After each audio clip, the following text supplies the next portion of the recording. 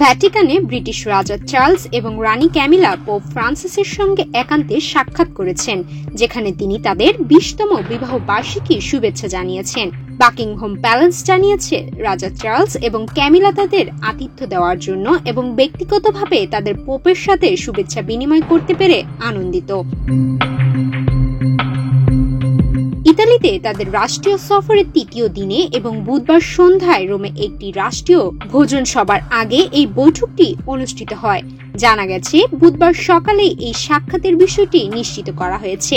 পোপের অসুস্থতার কারণে ভ্যাটিকান সফরে পোপের সঙ্গে দেখা করার কথা ছিল তাদের, তবে সেটি স্থগিত হয়ে যাওয়ায় এবার তারা পোপ ফ্রান্সিসের সঙ্গে সাক্ষাৎ করেছেন।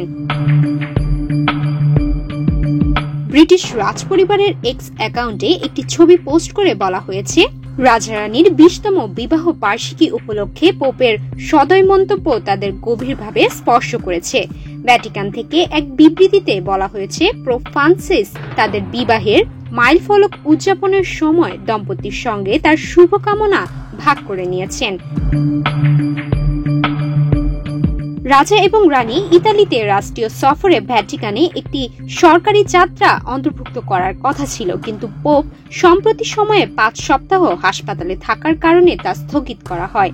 তবে ব্রিটিশ রাজা রানী রোমে ইতালির সংসদ থেকে ফিরে আসার সময় পোপের সঙ্গে 20 মিনিটের একটি বৈঠক অনুষ্ঠিত হয়। রাজা তৃতীয় চার্লস এবং তার রানী ক্যামিলা গত সোমবার 7 এপ্রিল 4 দিনের রাষ্ট্রীয় সফরে ইতালি পৌঁছান। সুমাইয়া মিতু, বাংলাদেশ প্রতিদিন।